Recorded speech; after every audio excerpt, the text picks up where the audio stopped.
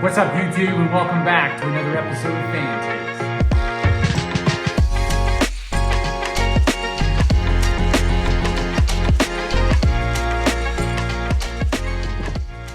Reaction to the Ohio State game.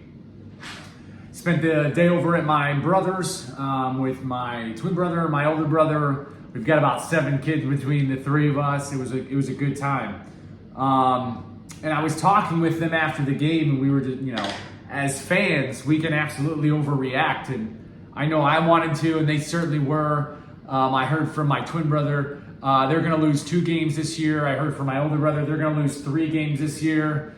And this was my response. I think today we got a chance to see Ohio State's floor. And I think that is really exciting.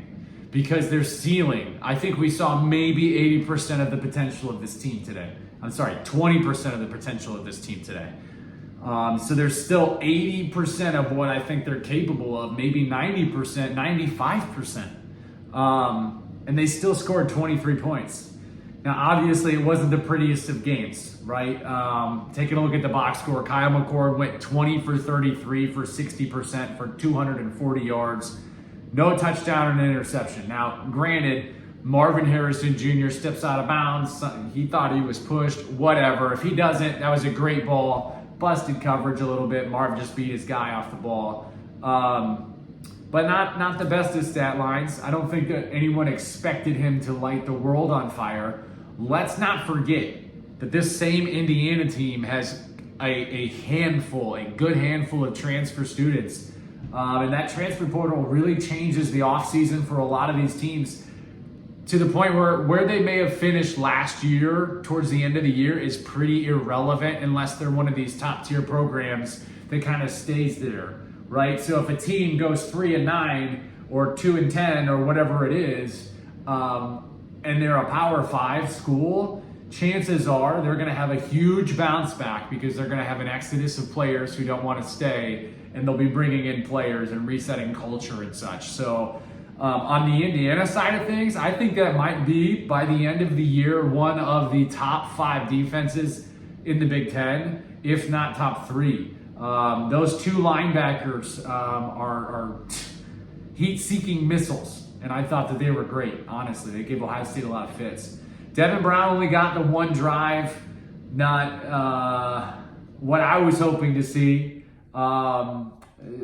So, I mean, quarterback play, I don't think you could, if I was going to grade them personally as a fan, C. I mean, we've been so spoiled for so long with so many talented quarterbacks, which isn't to say that these guys aren't going to grow into that. I think they will, 100%, either one of them. But as far as what we've come to expect from the Ohio State starting quarterback with the weapons around them, you can't give them, in my opinion, anything higher than a C plus maybe, if you want to be nice about it. Rushing, I mean, story of the game was Chip Trayanum. My goodness, Chip Trayanum, look at this. 8 attempts for 57 yards, 7 average. Now, I'd like to see his attempts go up, but Travion Henderson, 12 attempts for 47 yards. So 10 yards more with 4 less attempts is pretty darn huge. He had a longer run as well. Mayan Williams, 7 carries for 25 yards, 3.6 average. 2 TDs, long of 7 yards. Grading the rushing attack, what's that? Let me see here. 9, 17, 25, 60, 72.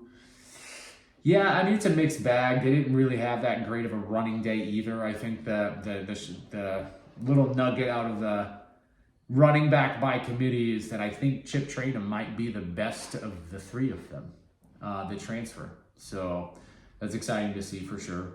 Cade Stover, 5 receptions for 98 yards with a long of 20. That's the, that's the advantage you have when you've got, what a lot of people are calling the best wide receiver duo in college football in Marvin Harrison and Emeka Egbuka. So when you have that, and then the 3rd starting receiver is either number 1 overall pick or recruit in his class, Julian Fleming, as well as Carnell Tate, a highly touted, supposedly better than Marvin, this year than he was last year, receiver, it gives the tight ends the ability to be really, really valuable in the throw game, and Cade Stover delivered. the best receiving numbers. Julian Fleming, 6 receptions for 58 yards. So McCord was distributing the ball. There were and G. Scott caught a ball, Mayan Williams, Chip Trainum, Carnell, Mecca, Marvin Harrison, Julian Fleming, and Cade Stover. 8 different people who caught the ball from Kyle McCord. So I think that that's pretty telling, as well as Kyle, if it's Kyle, or Devin, if it's Devin. They seem to have more than enough weapons and options as far as going through the air, as they do with their rushing attack as well. Their running back by committee was good to see. Defense, I was most excited about seeing Sonny Styles on the field. Davidson Iguinosan, I thought he was great. Proctor came up to hit some people, but you know how Proctor is with he's a heat-seeking missile, and once it goes, it can't stop. So he definitely got his legs broken on the one by that small little returner for the Hoosiers.